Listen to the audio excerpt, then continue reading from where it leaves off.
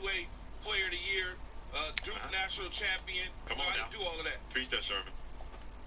You have to admit, though, on national television and radio, these two games could have gone either way. The Lakers could be up 2-0, and Nuggets could be down 0-2. Because when you look at the first game, they almost ran the Lakers out the building. The Lakers closed the gap, scared the living you-know-what out of them. Then all of a sudden, when you go to game 2, we're up by 11. Okay, we have a one-possession game at the end of this game. Then all of a sudden, we can't close the gap, so we lose. We're 0-2. Could have gone either way, man. In Denver now. This is in Denver. This is not on low grounds of altitude. This is high altitude. This is winded. This is all of those things. We got a lot to talk about. Okay, I'm with you. It could have gone, but it didn't, right? So now you're down 0-2. Of course. If it was a fifth, we all be you-know-what. Yeah, exactly. But now you're looking at Bron, right? 0 of 6. I mean, it's crazy. Second worst three-point shooting percentage in the postseason of his career. Yeah, 1 for his last 20 for the three-point line. Like that's wild to me. Really? And a lot, Key. Not making that up. The worst one was against 14. 1 for his last 20 for the three-point 14, line. 15. I think he shot like 20. Oh, you said the fourth quarter. Okay, my bad. Either way, 1 for 20 is not good. No, I know, but As Reese Davis said the college game day, that's ungood. But also, Yeah, he I can do that. he settled because he was tired. You know, when they sag off him, he's like, all right, like, I'll take it. I mean, he's just been in the shooting slump. And, Key, I do have to ask you this because I have a lot of questions today about some of Darvin Ham's schemes. So, Vanderbilt started the game because of why, Key? Why did Jared Vanderbilt start the game for you guys? I think because we wanted to go small, maybe. Well, and you wanted to put on, well, not small, but you wanted to go a little bit bigger so you can stop and hinder Jamal Murray. How the hell does Vanderbilt only play 2 minutes in the fourth quarter? Like, and I get that you're trying to get back offensively because it opens up the court for LeBron James. But when you're worried about when you're hugging Jokic on all pick and rolls and you're not getting out and hedging hard, like you need a taller, bigger guard to chase over the top. Like, and I'm sitting there saying Vanderbilt is the main key to stopping a guy like Jamal Murray, who then goes, I mean, he was 5 of 17 going into the fourth. Then he went nuclear. And I'm like, how come Vanderbilt is on the bench? How come you're in your small lineup and Dennis Schroeder and D'Lo? And, D'Lo.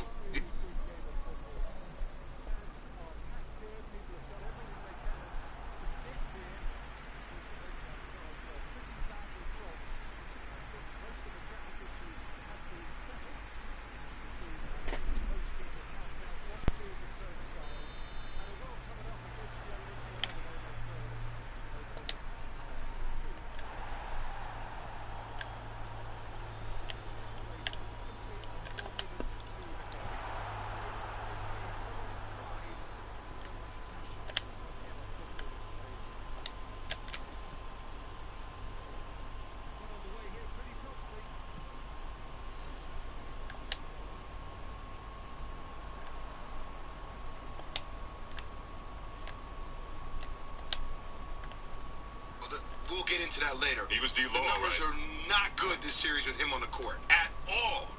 At all.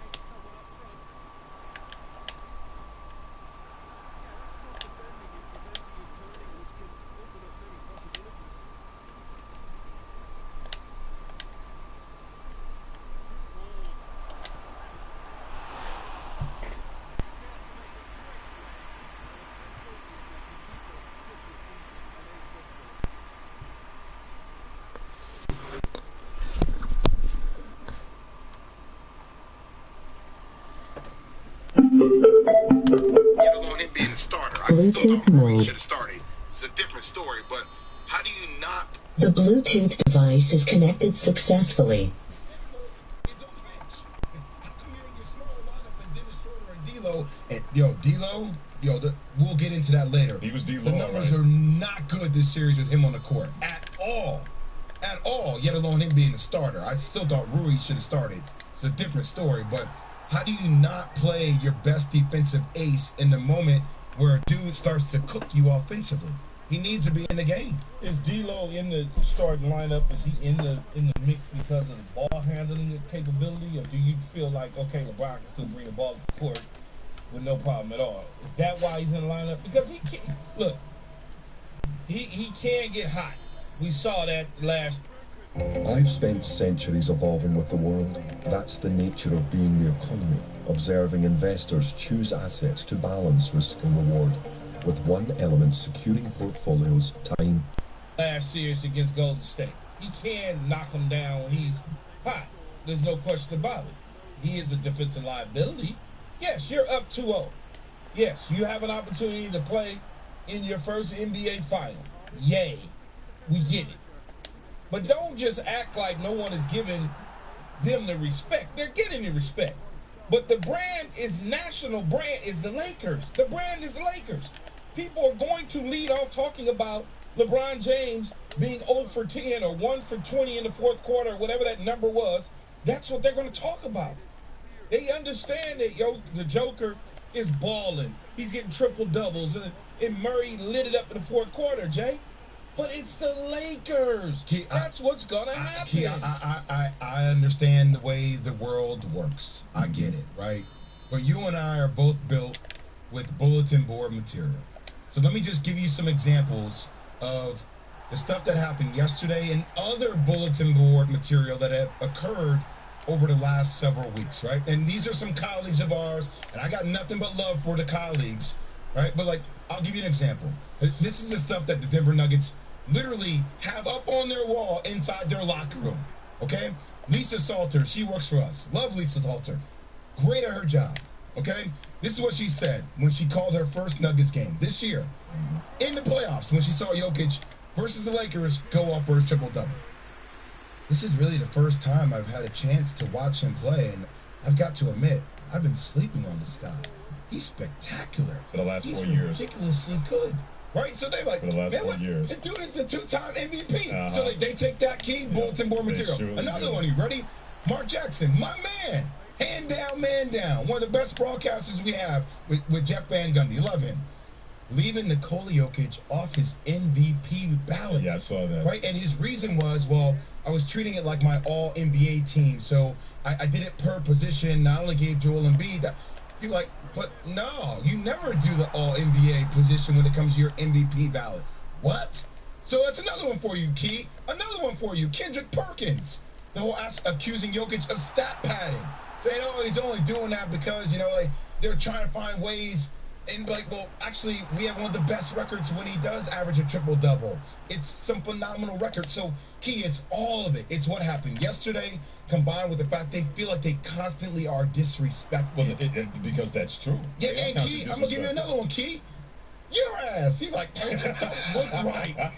It just, it's like all this stuff where they're like, come on, man, like, can we just finally get some love or some credit? People are like, oh, we're finally giving the Nuggets some national love. Like, it's all that, Key. My butt. What are you talking about? That's what I'm saying, Key. I literally just said the guy was extremely the most talented player to ever play the position. He just said that now, but the whole week's lead up to like, I've never seen a guy this good ever in my life. I told you that the other day. Uh-oh, Yates, we have sound. What's the sound? I said he's the best. What's the truth teller? Big to bring the ball up the court and facilitate the offense. He's a rebounder. He's a bucket. He's boring. He's a lively person. Doesn't look right. Going to the club. He's slow and he can barely jump over a book. It's like no vertical. I didn't say a book. I said not for me. It's not for me. Not for me. Doesn't look right. It's a lot of that stuff that seems to be a theme. So if all of those things have allowed you, infused you to go up 2-0 against the Lakers, then good. If you're using that as fuel to go up 2-0, then good. You need that type of motivation. Key, you wrote a book that give me the damn ball. You didn't use things that other people said as motivation. I wrote a book that say just give me the damn ball because my coordinator, my quarterback, and my head coach drafted me, and my personnel people drafted me, and they didn't know how to use me. Yeah, that's a difference. Yeah, so I wrote a title of a book that said just give me the damn ball. Key, you wrote that title because I'm sure when you're not getting the ball, and you wake up the next morning, like both you and I have gone through, and you're looking at the papers, and these headlines are roasting you. Like, hold on, I didn't even get the damn ball. Right. Like, so that stuff, but that's a big difference. It's a difference between that Potatoes and they're potatoes. talking I got about. it, kid. Yeah, let's get into semantics. No, I'm not getting hey, Get into semantics. I'm not getting. I understand you are used to certain things in your broadcasting career, Jay, but I'm not here for that. Oh, What is Lord. that even? I'm not here to do this. Yeah, I don't want to do this. Wait, You wait, go back and forth? I go. No, I don't want to do Well, that. we're battling at the tennis center. No, we're not here for that. We're not here for that. We're here for celebratory. I understand it's Exactly. your condition to be in that. Change it up now, you know. There's they got Look, different PG. look, they're up 2-0. Yes, They they get are. all the respect in the world. Okay. People are watching and seeing. Sure, on But this people level. are watching and seeing because of what, though? They're playing the Lakers. Yes, And they let's do that just to the be Lakers. honest. There's nothing wrong with that, doing that to the Let's be Lakers, honest. because the Lakers are a franchise that is going to be a Yes. flagship franchise. And you're the Denver Nuggets, to both of your points, if you're going to use that as motivation, then you're going to be the beneficiary of that. Yes. So I get where Think Michael about- Malone's coming from, saying lack of respect nationally I get because it. no one is giving the Nuggets any credit. They haven't really earned it until right now, being No, up not 2-0. at all. Freddie, think about this, Jay. Come on, man. Jay, I got to keep going back to you because you know better. I'm not supposed to let you off. I the thought hook. you just said you don't want to volley with me back No, and I'm- forth, and now you're No, coming I at me. just- Make up how your can I- mind. It's kind of like a, I it's didn't kind of like go a back soft and volley. forth. It's not a hard volley. It's kind of a soft I volley. didn't- Aggressive this morning. I didn't go back and forth with you because Freddie chimed in, so therefore I could be back and forth with you. But anyway, before you go in semantics I thought you again. said not. You just. Hey, look, It's semantics, you ass. What do you mean? So look, check this out though, Coach. If the Nuggets, right, who has been bad in the past, they were bad. They were not a good team under B. Shaw. They didn't have any players. They were messing around with a bunch of nothing. Do you think anybody cared at all, right? No one paid attention to them. When the Lakers were bad, what did we do, Jay? We led every day. Every Yeah, day. every day. How can So they get my whole good? point, Yeah. my whole point is that Gardena. Designed for passionate gardeners for over 50 years. Leak-free. the national media in the national spotlight is on the Lakers. The NBA would rather see the Lakers be good than the different Nuggets. Absolutely. But Keith, like this is Oh, what what it this is what I push back on every single day. Like I know that it is by habit that we're gonna lead with the Lakers because it's LeBron James. Doesn't mean that we should though all the time.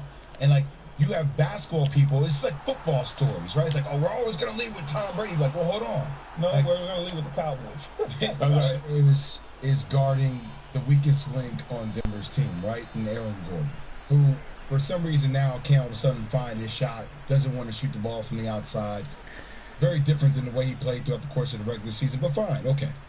And he's also being guarded by the supposed, quote-unquote, weakest link on Denver's team, Right. who he had 40 points against in game one. Why ain't he attacking all the time?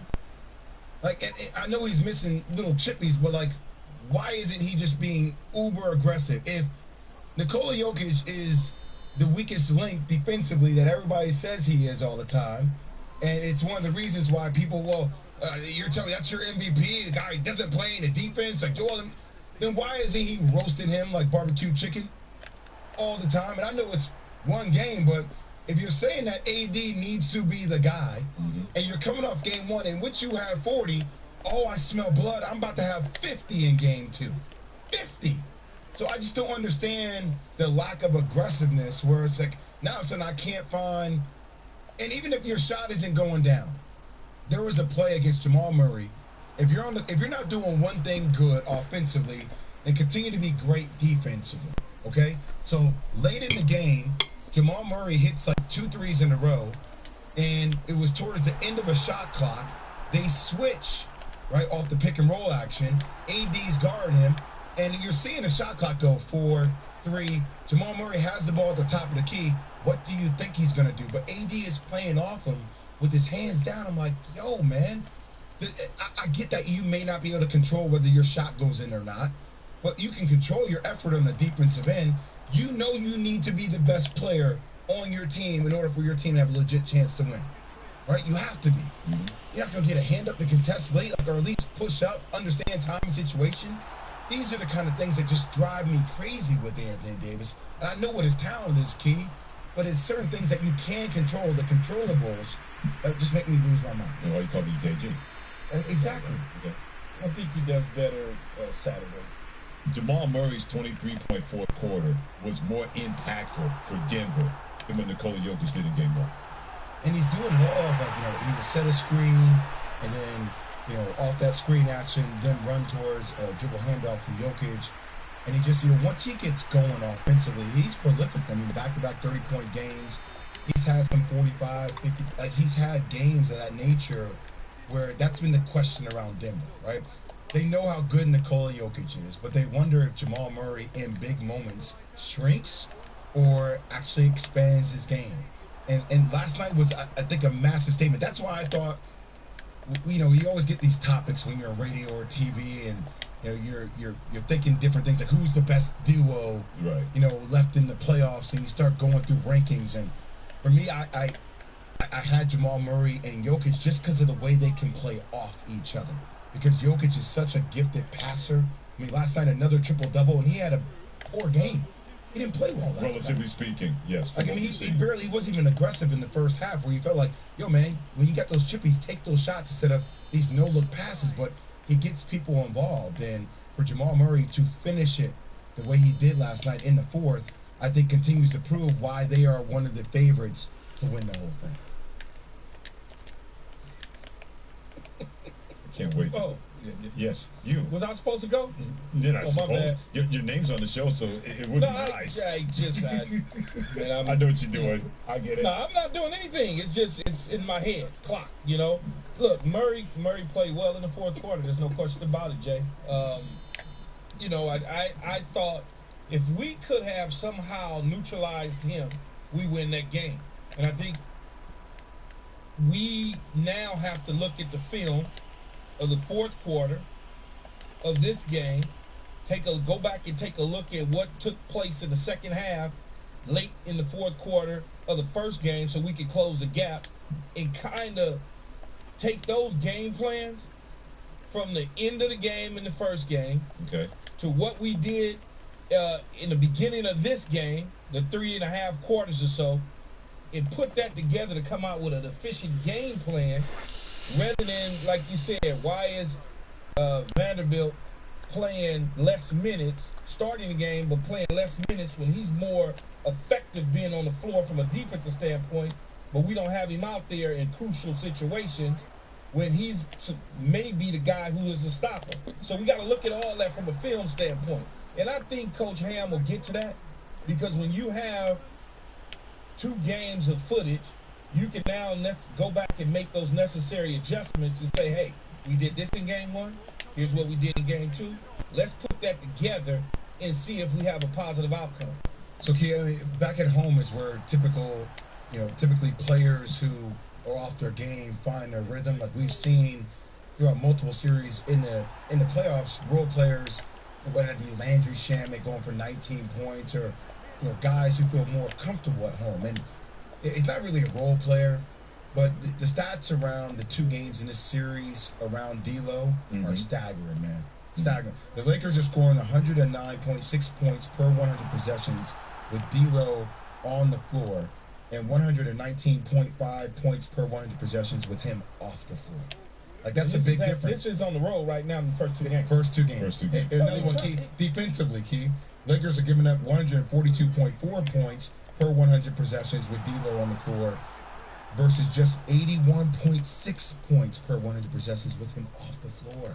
So maybe he's just more maybe he is a role player, so to speak, not a bench player, but a role player who plays better at home, because if you look at his home numbers, I'm sure they're not that staggering. Because the games that I've gone to when he's been at home, he's been pretty electric at times for us. So going back home could be a plus, and that's why I keep saying, yeah, we down 0-2, Mike Malone. That may be true. You can put the pipe and smoke it and do all that, but you're going to have to bring it to the Staples Center. You're going to have to bring all that to the Staples Center over these next 2 games. That's just the reality of it. That's true, but here's something that's Yes, Lakers, Austin. and Jay, you can trampoline off of this. For the first time in the playoffs, the Lakers had to deal with shot makers on the other side. They didn't have to deal with that so much consistently for the Memphis Grizzlies, especially when Desmond Bain didn't play well. If you really want something, well, it's your money. Ja Morant was not in the right kind of headspace, and we know what happened to Dylan Brooks, where he got in his own way. with the Golden State Warriors, yeah, you know Steph Curry's going to make shots, but Klay Thompson didn't do it. Andrew Wiggins didn't do it, and also Draymond Green did it at times. Jordan Poole was trash Poole. Let's call it as it is. Yeah, but those dudes, but historically, you trust that they're supposed to make. Right, supposed to. I'm talking about this playoff run right now. Now they're running a Denver Nuggets team where if Jamal Murray's not doing it, or Nikola Jokic's not doing it, Michael Porter Jr. did it when they went on that 10-0 run in the third quarter. Also, you had Bruce Brown doing it. Yeah, Kentavious Caldwell-Pope doing it. They have long shot makers. And that is something I can't wait to see, Key and Jay, if they can make that adjustment, even though they're going home for Game 3 and Game 4. I think they can. I think the question, Key, though, is, look, you have to win 4 out of 5 games now. There are no more nights off. Yeah, but you make it so. No. You make it sound. No, I'm not though. I'm not though. Key. I'm just saying back-to-back 40+ minute nights for LeBron James and AD. I get it. And now you're getting into a rhythm where their cadence, like I said earlier, their cadence has been go hard to the wall, like get one, and then they punt, right? Like, and it's like saving legs. And now what I'm saying is, there's no more punting. Like now it's like you got to win 4 out of 5 games, and typically, like, even if you get 2 games, like coming back, like the pace of art. Here's one thing. Here's a way I think you guys can get a game. Okay. Like to get this game coming up in LA. AD has to stop going to the offensive glass, man. Like he really does. I mean, explain to me in layman terms what you mean by he has to stop going to the offensive glass. So AD crashed the offensive glass last night. Every possession, it felt like, and he got you 1 offensive rebound. But what happens to that, Key, is by him crashing the offensive glass, if you notice, every time Denver got a rebound, they pushed the tempo. That's what they want, right? So they want to speed up the tempo of the game.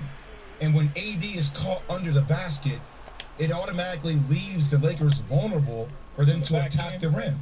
The fatigue of the altitude and all of those sort of things, because you can tell the difference between him at home and him on the road. Even when he scored the 40 points the other night, he still was behind a lot. He still was not moving in certain transitions. He just looked like a non-hustle face to me. Nuno and our producer Nuno and I were talking about this before the show got started.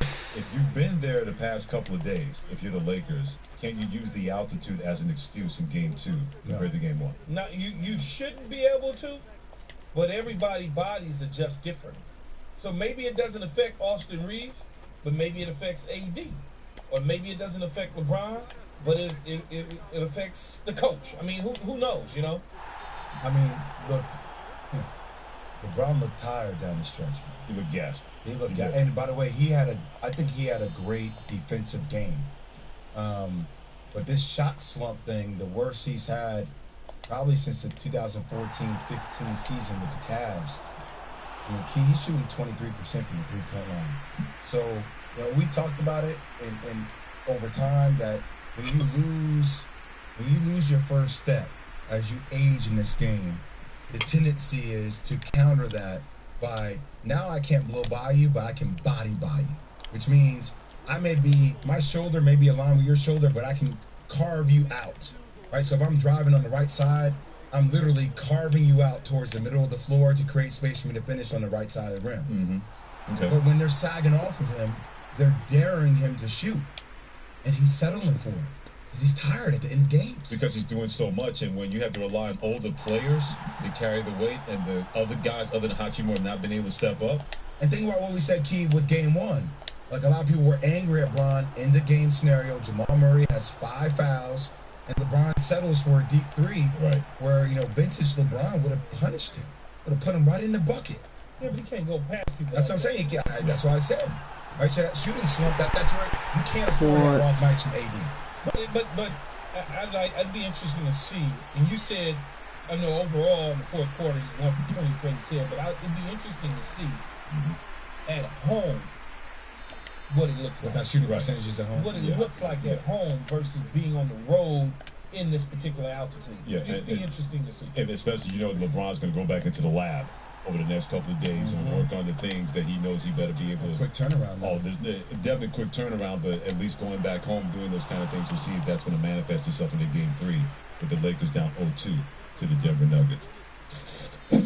Thanks for watching ESPN on YouTube. For live streaming sports and premium content, subscribe to ESPN.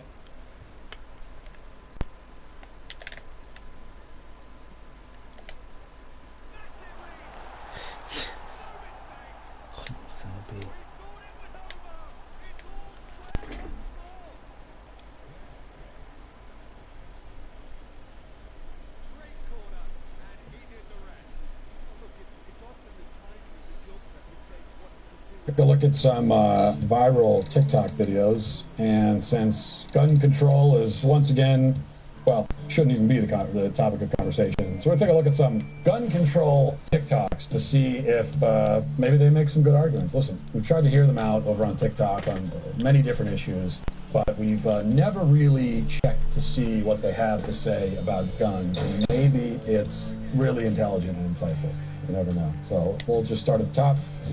My opinions are just as important as those who were born before me. I know I am young, but I know what I'm saying. I'm sick of your thoughts and I'm sick of your praying. Children are being slaughtered in numbers. Mothers and fathers losing sons and daughters. We blame the Muslims and the Jewish instead of the ones who actually do it. This song is an attack. It's a eulogy in the memory of those now living. A proclamation to the older generation that doesn't understand that the Second Amendment isn't protection. It's a death sentence. The defendant's a gun and the convicted is innocent. It's ironic, isn't it? A country more loyal to a law made in 1790. So we'll take a look at some gun control TikToks to see if maybe they make some good arguments. In a war where weapons will get the job done unless we do something. Kids, it's time to learn to run. It could be worse.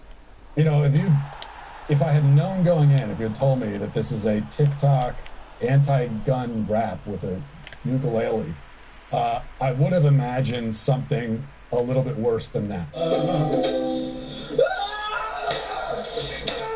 So I'll give you that. Like it actually manages to get over the bar where I would have said it. Not saying much, but at least it rhymes. You know, at least it rhymes. So I'll give it that. And the other thing too is when it comes to the gun control topic, for me it's a little bit different from some of these other subjects. When I see someone like this, it's a young girl who, in her mind, the way to stop shootings is to take away everyone's guns.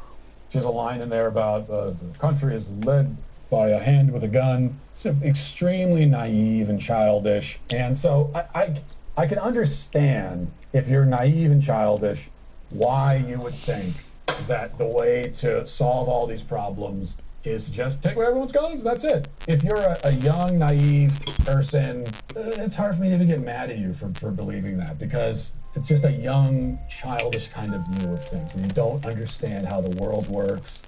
I am much angrier at adults who absolutely know better or should know better. There's no excuse for you to be that naive or to pretend to be that naive. When I hear some, I don't know how old the kid is, but when I hear some like 17-year-old say, well, if we want to stop people from being murdered, can't we just take guns away? That's a terrible idea. We don't want to be a country led by a hand with a gun. Well, that's how every country's led. That's every country, okay? Violence, evil, okay? These things exist in the world. They always have. Even before guns existed, that certainly existed. Violence and evil. It's always there. It's not ever going to go away.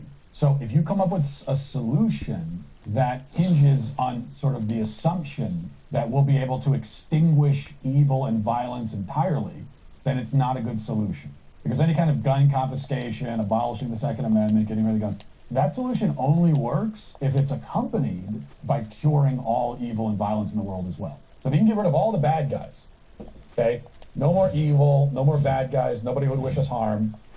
If all of them are gone forever, that's the only way that we could even talk about getting rid of guns. But that's never going to happen. In the not too distant past, private citizens used to be largely that, if you can imagine, private VPN expected YT to get 3 extra months free. You can't get much, actually in France. What? You can't get much better than Ultra YT.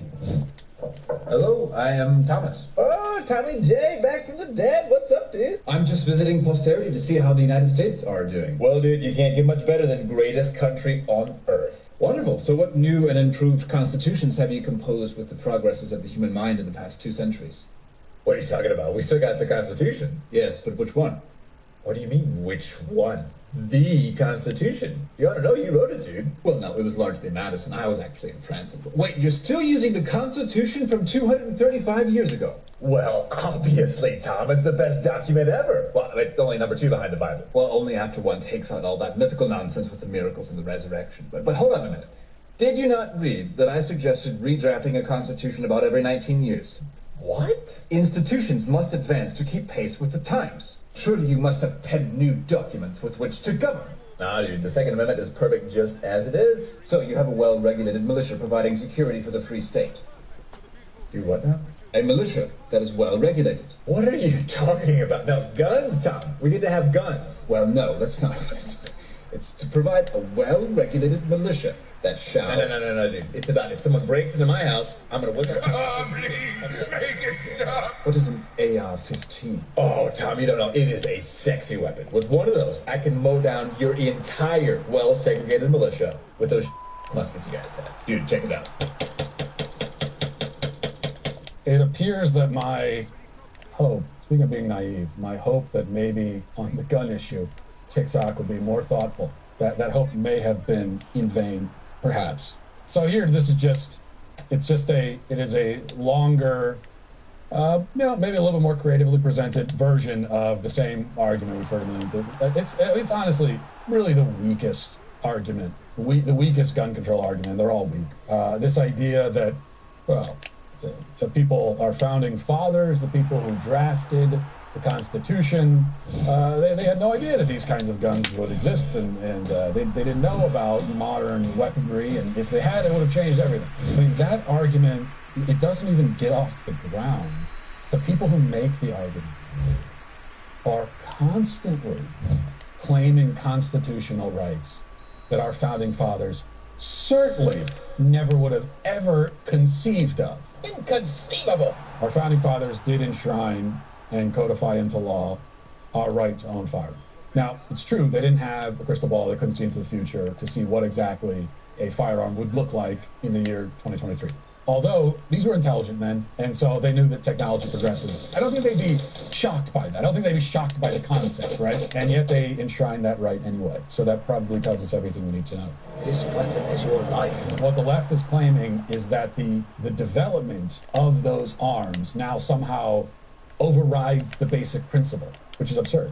Meanwhile, they're trying to invent basic principles and put them into the minds of the founding fathers, even though they certainly never imagined that. We hear the claim that the left believes the right to an abortion is constitutional. So it's a basic human right, constitutional right. Really? So you think is that what Thomas Jefferson had in mind? No. But let's do the same skit with Thomas Jefferson, finding out in the future they would determine that somehow buried in there in the Bill of Rights is a mother's right to kill her child. So can we play out that exact same scenario where we're explaining to Thomas Jefferson, oh yeah, you know that right that you gave mothers to kill their children? You know that right? No, you meant to put that's in there, isn't it? Trans rights? Okay, let's explain trans rights to Thomas Jefferson. Let's see how he feels about that. Oh, you know the right, it's the right of men to pretend to be women and to have their fantasies affirmed by society. You know that right? It's the fundamental human right that you enshrined constitutionally for men to disrobe in women's locker rooms. Didn't you mean you put that in there, didn't you? Absolutely not. Now, in all those cases, they damn well know that our founding fathers would have cried out in horror at the notion that these would ever be considered rights, much less constitutional rights. But they're willing to say, well, it doesn't matter. Who cares what they thought anyway? They're a bunch of old, so they don't know what they're talking about. But on this, when it comes to gun rights, they say, well, they never intended that to begin with. We must get back to the original intentions. It was really supposed to just be militias and nothing else. They're carrying muskets. That's all they meant. Let me get this straight. You're not going to wear a mask in a pandemic because God will protect you, okay? Then why do you need a gun? Thank you for coming to my TED Talk. Get that off the screen. I can't deal with the smug look. I can't deal with the smug look after they say the dumbest shit that you've ever heard. It's one thing to hear the dumb, but then the smug, like they're so impressed with themselves that they just made this point that's incredibly stupid. Well, you say a mask that God will protect you. Nobody said that. Who? And by the way, so this was a video from a couple of years ago. That woman, it's almost certain that if we check in with her now, she's not wearing a mask. So of course, the anti-mask people, they were right about everything. We were right about everything. But back in the time when this is something we had to argue about, nobody was saying, well, I don't wear a mask because God will protect me from the viruses. That's not what anyone said. It's not what anyone said. We're all aware that sicknesses exist and we can still get them, and that's part of this fallen world. Like, we all knew that. Our point about the mask, was always that they're useless, that they're pointless, that you have no right to require us to wear them, that, you know, the risks involved in going out in public and potentially picking up a sickness, we always knew about that. That's always existed.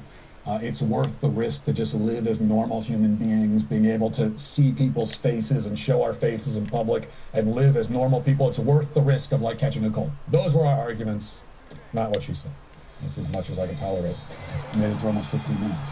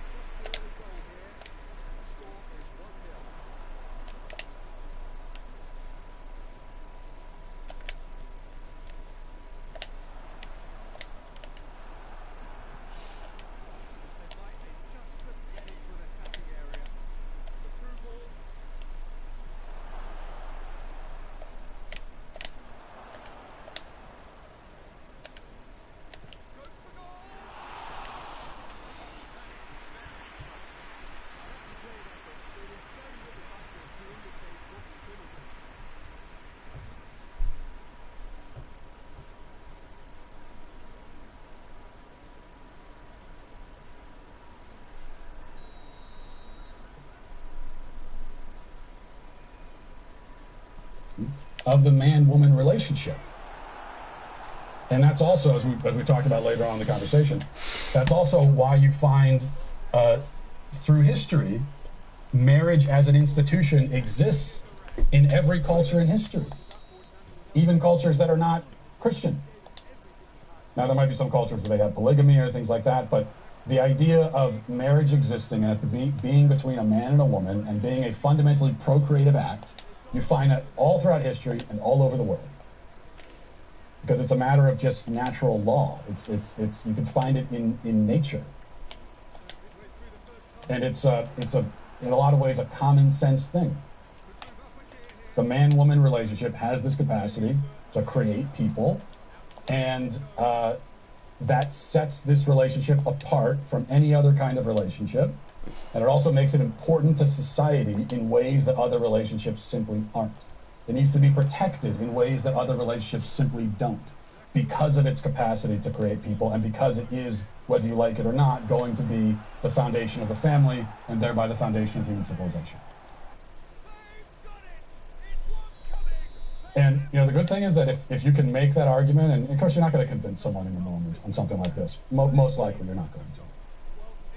But you make the argument, you make the point. If you can even get someone to take it seriously and listen to you, you know, you've brought them closer to the truth, which means that you've also brought them closer to God, because God is truth. So that was the approach there, which to me seems clearly the way to go in that kind of environment. Well, I hope you enjoyed that clip from Matt Walsh Show. If you did, be sure to subscribe to this YouTube channel and click the notification button to get more content like this. If you want to watch or listen to the full show, head to dailywire.com and subscribe today. You can also listen to my podcast on Spotify, Apple Podcasts, or wherever you get your podcasts.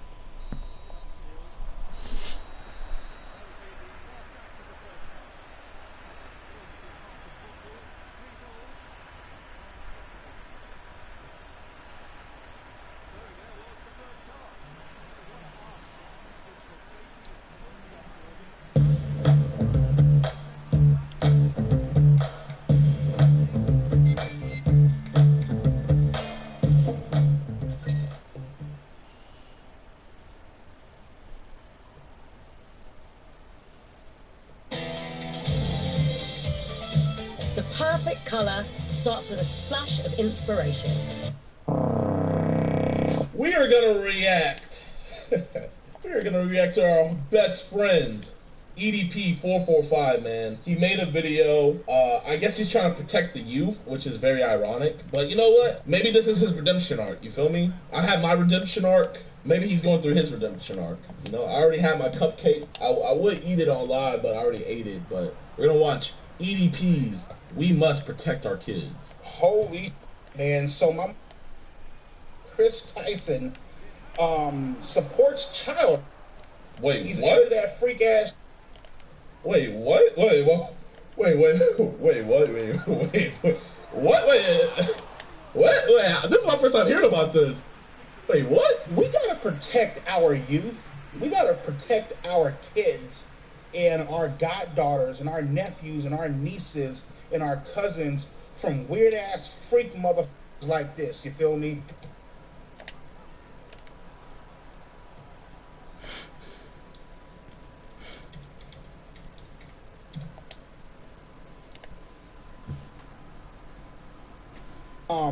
If you guys don't know who the Chris Tyson is a transgender.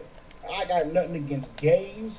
I got nothing against transgenders, nigga. If you want to chop your dick off, split that shit down the middle like a pull of sausage and turn that motherfucker into a pussy through plastic surgery, you go right the ahead. Whatever you do, that's your decision. I don't give a shit. It ain't my life. Why do I give a... When you start having an influence on the kids, on our youth, that's where I got a big problem, you know what I mean?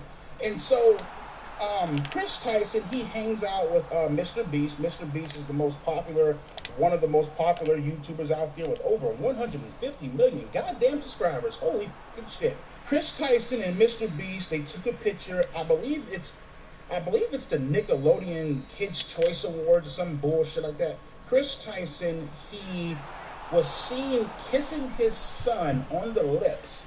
My nigga, it's your son. Me personally, that is some suspect ass freaking shit. When I'm getting the whole child, but I'm not gonna lie, chat. I know a lot of people are like, "Hey, yo," when they see dads kissing their sons on the lips.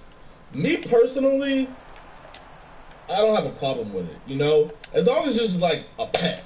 It's like as long as it's a peck, like, bro, there's no problem with it, bro. It's your son, you know, it's love, man. Now, you know, if there's tongue going into the mouth and stuff, it's like, okay, let's call CPS. Bro, hey, yo, why y'all say that? Bro, I don't have a problem if the dad just gives his son a peck on the like, bro, that's not bad, bro. It'll take what the, it's your son. It's fine. Why lips though? Okay, you can say the same thing for why kiss at all. Why hug the nigga? Like, bro, like, you can say that for anything. As long as it's nothing sexual, I don't care. Okay, y'all are being weird. Y'all being weird. Porn shit at is Chris Tyson is friends with somebody named, I think his name is Chadman, whatever the f his name is. And Chris Tyson and Shadman, excuse me, they're into Lolicon. And if you guys don't know what Lolicon is basically my nigga, the way I'm gonna describe it, Lolicon is basically Japanese manga that is little kids getting sexually abused and sexually molested by goddamn older parents through anime Japanese manga. Wait, hold on. I'm not gonna lie, Chad. I gotta fact check this nigga, bro. Like, I can't get all my information from EDP. What is Lollycore or Lolicon? Lolicon is a genre of fiction manga in which young or young-looking girl characters appear in romantic or sexual context. You know what? Let's find a video.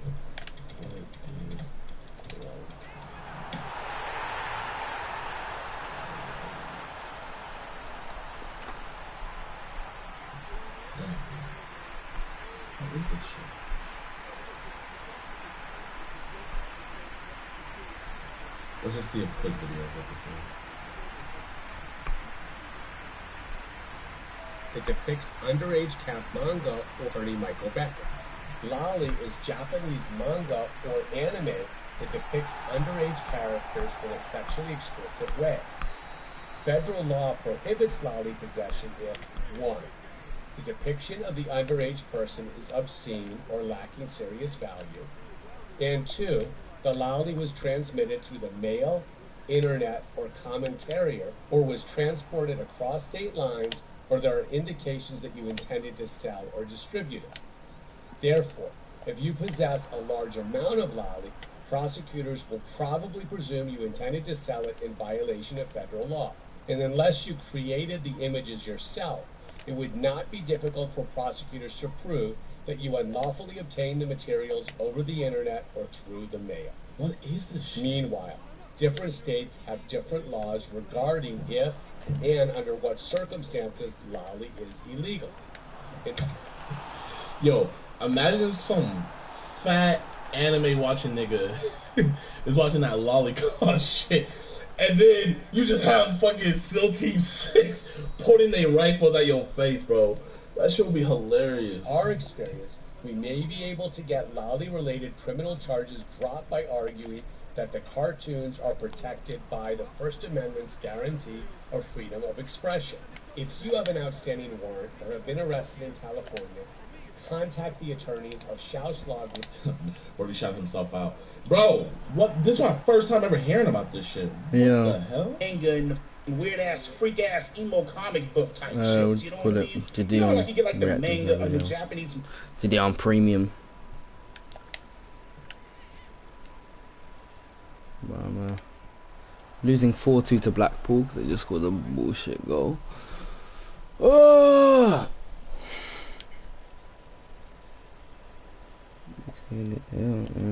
What'd you make?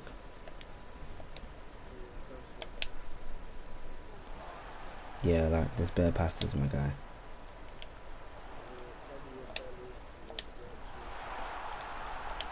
Jeez. What's the best vegetable to go with pasta? Put me on. Veggie man.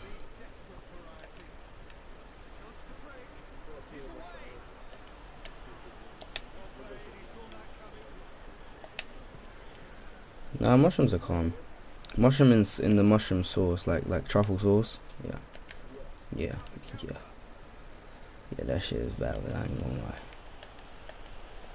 But I don't like big mushrooms. Like I like them when they're diced. That's the only time I like mushrooms.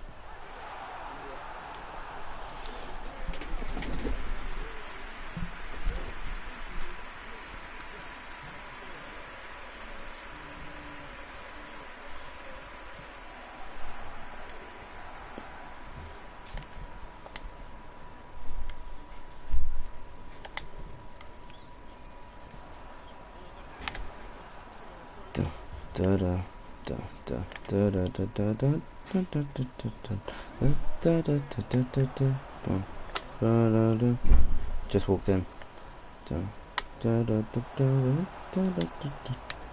Just heard him open the door. Mecca!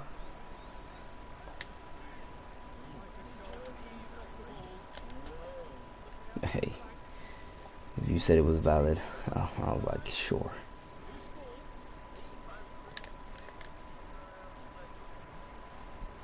Nah, 85 is bang on.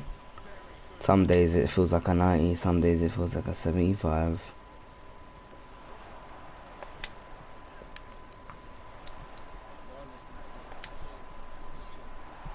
To what?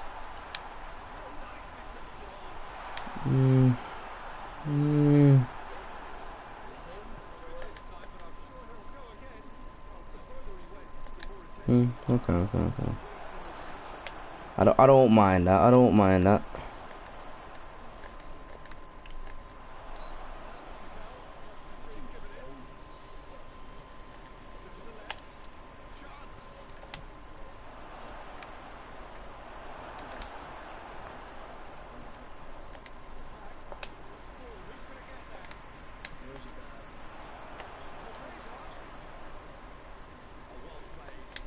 I'm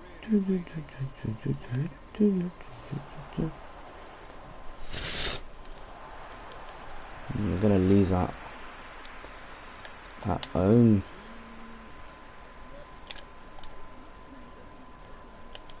I didn't touch JT. That's what he came as. I was like, he's a 95, so you can go bump it to like 90. But I mean, I'll go change it to 90. But he's a 95, so as long as it doesn't take him up, I don't mind.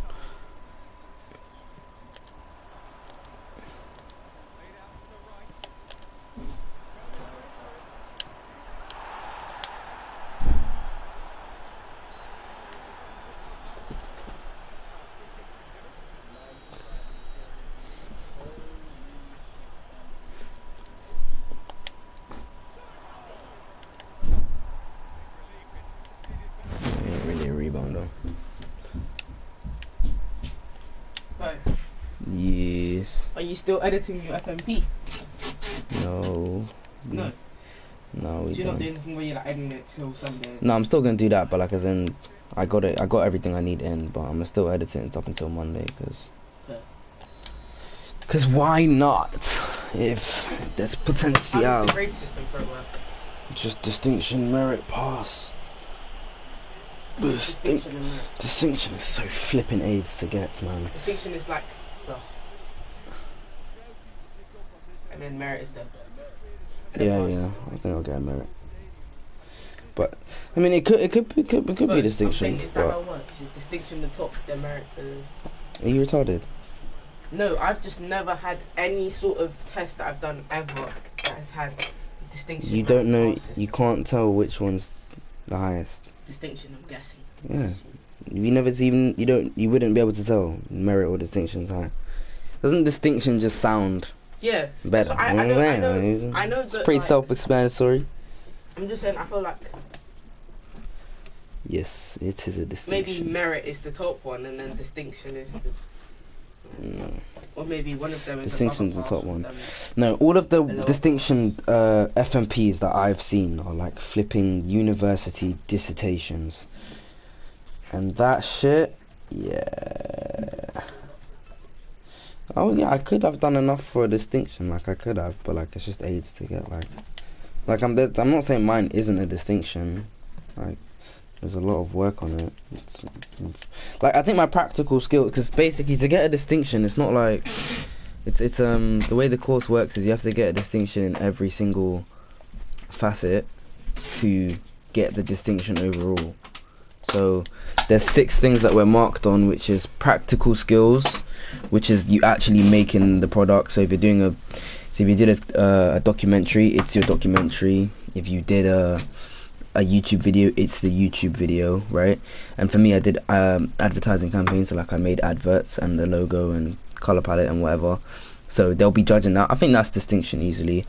Context is talking about how you came up with your project, what you're gonna do. You do that first. It'd be pretty hard to fuck on that. It's for distinction. I think I got distinction in that. It's research, where oh my days, if you look at a research portfolio from a distinction, that shit is just long as flip. Like my research portfolio is very good. I don't know if it's distinction though. It might be, and obviously then you have to like reference everything, put it in alphabetical order, all that BS. And then there's problem solving. All the problems you came up, you have to talk about what problems you had throughout the project and how you solved them. Yeah, and